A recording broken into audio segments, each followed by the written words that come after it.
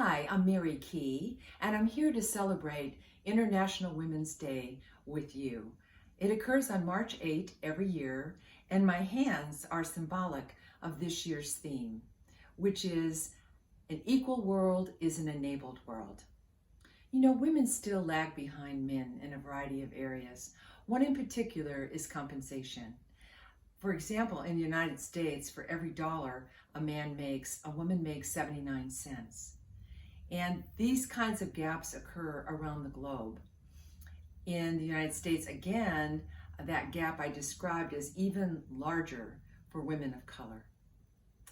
Gender bias exists, and gender bias, conscious or unconscious, can stand in the way of women's equality.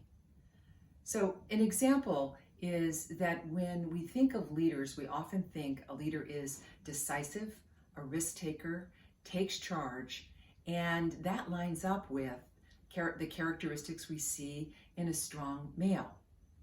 For women, we often expect them to be social, to be a mediator, and to be collaborative, make things nice.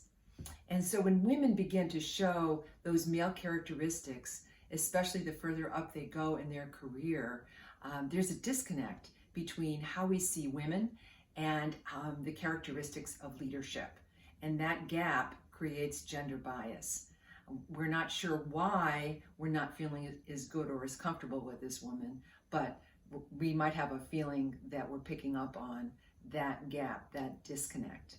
So the antidote to that is being aware that it does exist and challenging yourself, whether you're male or female, when you feel it. The other area that I think is really important is that as women throughout the world, the burden of managing the household is upon us more than men. Even women who are the breadwinners in their families in the United States with a partner feel that about 70% of the burden of organizing the household is on them. So part of women's equality is being able to make the time and find the balance and get the support they need to be able to excel in whatever they choose to do in life. Instead of looking at differences as bad or uncomfortable, bringing diversity into an organization makes it more innovative and productive.